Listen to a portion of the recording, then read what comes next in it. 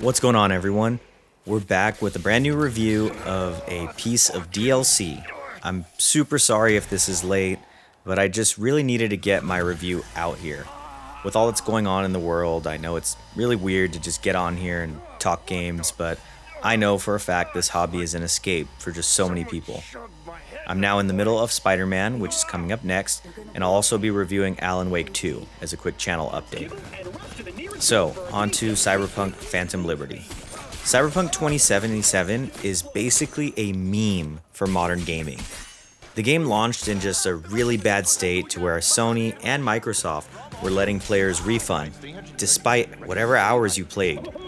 Slowly through the years, CD Projekt Red, the creators of the whole outstanding Witcher series, especially Witcher 3, maybe one of my favorite games ever, has done nothing but try and rectify what they did wrong. As time went on, a lot of the general discourse about Cyberpunk was that it wasn't really a bad game, got way too much flack when it came out, and it was really just blown out of proportion. I was someone who had a PC. I dealt with glitches that did nothing but just pull me out of the immersion of the game. I was one of the people that religiously watched the marketing, and I fell for just every lie. I thought I would be playing an RPG in a Cyberpunk universe where I could mod the shit out of my player, make these Witcher 3 level decisions, and basically play a first-person GTA. It was honestly in the beginning just really far from the truth. I heard the game got better, and I even went back to play the game just because I had finished that whole Cyberpunk anime, and I just wanted to see what could have changed. Was the game smoother? Yes. Was the game fun? Honestly, at times, I had a lot more fun later than I did when I first got the game. I felt like CD Projekt Red was almost there, but again, it still wasn't really what I had expected, especially when it comes down to those early trailers and gameplay footage. And honestly, deep down, I was just holding out for a much better Cyberpunk 2. Phantom Liberty comes out, and this whole 2.0 update is announced, and then they drop this and basically make a huge statement in a crazy year that's been packed with nothing but good games. The game is basically at this point back from the dead and has honestly just won me over. The DLC is not without its faults, but for $30 or $40, I don't remember the exact cost, it does just an outstanding job of bringing its own story in, as well as making changes to the game as well. This is a Phantom Liberty review, but you just can't talk about the expansion without talking about this 2.0 update. CD Projekt Red basically told everyone to start over before playing this. And honestly, I didn't bother. My second playthrough, to be honest with everyone, that character wasn't that far into the game for me to really just start over. So I just continued where I left off. I think I was like level 14 or 15, nothing crazy. The 2.0 update highlights for me was the police system. Back in the old game, they would literally spawn behind you no matter where you were. I'd go to war with the cops while I was mid-mission and just have them show up in a building behind me to kill me. Now the cops patrol, chase, and they leave if they can't find you. Literally GTA style, what everyone expected when the game came out. 2.0 also makes combat a lot better. I played that initial game with guns. I focused on just like pistols, SMGs, and it felt great. The gunplay in Cyberpunk, don't get me wrong, it's fun. It's really snappy, the smart guns are cool. And it all feels futuristic. The guns sound great. On my second playthrough, again, I just watched the anime. I went full David build. If anyone hasn't seen the anime, seriously, watch that on Netflix. I think it's one of my favorite animes as well. The story is amazing. Just where it goes, I can't wait till they make a new one, and it really gives you just a really cool perspective on the game. I went with these gorilla arms, just like in the anime, found the David jacket, and I was basically just having just a lot more fun with the melee combat than I did with the guns, to be honest. I went ahead and respec'd my character as soon as I started the DLC. And I went for a ninja samurai build that I saw online, and just holy shit, that felt so awesome. You get more cyberware slots, you're getting armor. The entire perk and character level up system is changed. It makes your build just feel so good and just insanely powerful. You can literally build your character the way you wanted, just like I wanted when the 1.0 version of the game came out. The new perk system changes the flow of combat. I mean, I was at the point where I was just wrecking the AI, deflecting bullets with the katana, slowing down time, chopping them up, and just doing this dash to the next just to do the same. They also updated the armor system, as I said earlier. I mean, the cyberware matters a lot more. They added a cyberware limit, which taps into the cyber psycho lore that's in the anime. You don't need to wear weird clothes for armor anymore. The updates are huge to anyone who has actually played that initial game, and I feel like the updates alone really complete what they wanted you to do when the game first came out. If you haven't played the original Cyberpunk, I mean, you're in for a treat. You're not going to feel as happy as people like me who got burned that first time, but I mean, the game, it just feels so right, and it feels just finally finished. I'm going to show a screenshot of the changes for Update 2.0 and what changes came with Phantom Liberty. I'll even link it in the video description for anyone interested. I mean, the article is fucking long and is such a testament to what was broken and is honestly just now fixed. Thought you'd never ask. Now for my DLC point of the review. It's probably the reason you're here. The DLC expands on Cyberpunk with a whole new area called Dogtown. It's a new political style thriller story. There's new characters, new side missions, a whole new ability tree, 100 plus new items, and your level cap goes up to 60. You can start this around the halfway mark if I remember correct, and the decisions that you make in the DLC actually impact the main stories with a whole new ending that was filmed. It's awesome stuff. I want to keep things light on spoilers because, I mean, in my opinion, the story is one of the best parts about this DLC. You get hacked by someone named Songbird who says she can help cure you from the whole Johnny Silverhand that's killing you, which is the original story of Cyberpunk. But as long as you help her out, right? Long story short, you have the president who gets shot down, and the leader of Dogtown, Bennett, is basically after her and that main villain bad guy. After you save the president, you lose contact with Songbird, and you meet Idris Elba's character Reed.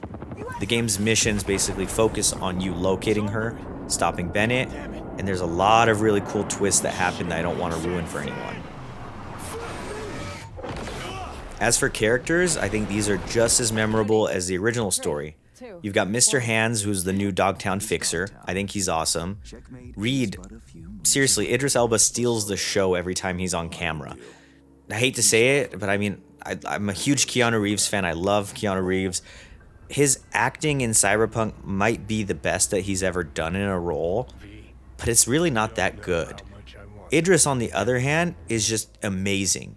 The graphics, the facial animations, the way the lighting hits his face, everything comes together in this game to keep you engaged and excited. The whole focus of the story is on espionage, which is really cool because most of Cyberpunk's story has some kind of outside focus. So, for example, Pan Am in the main story, it's a little more Mad Max inspiration. This one turns you into a secret agent where you're infiltrating areas, pulling a 007 Casino Royale style missions, and even ends, for me at least, in a cool Alien Isolation style sequence. You can completely miss that, by the way, depending on a choice that you make during the story. I love choices in a game, and knowing that Phantom Liberty has 2 different endings, as well as a completely new ending for players that finish the game, is just awesome. It shows that CD Projekt Red really put care into the game this time around. I talked about graphics a little earlier, but I mean, it's no surprise to anyone. Cyberpunk is just unmatched when it comes to graphics. Those facial animations, the music that they've got that keeps you excited and engaged, the characters' body animations, all of this just makes it feel like a blend of this really cool action game that's got RPG elements. Especially after playing this other RPG that I really don't want to talk about anymore. It's just insane seeing the difference in quality when it comes to just the player models, the faces, everything, even the way the lines are delivered in the game. I really loved all of this in the initial game, and I mean now, with barely any glitches, it really keeps you just engaged this time around. A lot more than again, that other game that I want to mention that takes place in space. I was running the game on my RTX 3080, which I actually got rid of. I've got a 4080 now, so I joined the big boy club. I didn't have ray tracing on because I wanted frames above 60. I was able to get most of this one on high with not too many issues, except for a weird glitch that I had where I had 1 or 2 FPS every time I went to the map. I also had issues anytime I was recording the game. This is probably something that most people aren't going to run into, but definitely the performance was tanking every time I hit the record button, and it was a lot smoother for me just outside of that. I always do a Steam Deck portion of the review. I love my Steam Deck. If you have a portable system like a Steam Deck or a ROG Ally, go out and get this game now. Being able to play Cyberpunk on the go, having it actually look good because it's optimized, it actually might be the best optimized game I've ever played on the Steam Deck, besides those weird, 2D small games like Dave the Diver. Another amazing game I recommend if you have a Steam Deck. And Cyberpunk, again, locks it at 40 frames. There's a whole Steam Deck setting for Cyberpunk. And I mean, it's a no-brainer. It's definitely something that if you have it on Steam, you could just immediately play it on the Steam Deck. I think it's really fun, totally worth it. I didn't have a menu 1 or 2 FPS issue, but I had one cutscene where my Steam Deck just tanked and it went down to 1 FPS until I restarted it.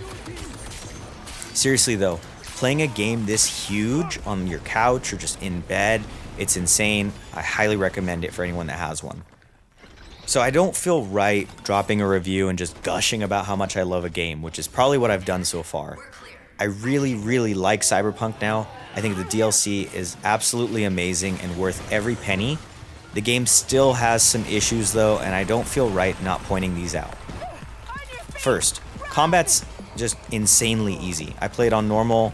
I always play every game on normal. I think it's the way developers intend games to be played, and I just rarely die. My build got so good with this update that I feel like most of the enemies just can't keep up with you at all. You could probably fix this going to hard, or I think there's a very hard. Another issue I noticed, stealth in the game is still just not good. There's rarely any consequences for you breaking stealth, and basically fighting is what I opted for 99% of the time. It made no sense to just take out an enemy or two just to get caught and just have to fight either way. Because of how easy the combat was, the game did start to feel a little repetitive to me, which again, like I said, you could change this by swapping out the build or changing the difficulty. I think the AI is a lot better than at least the first time around, but I don't feel like they're that good yet.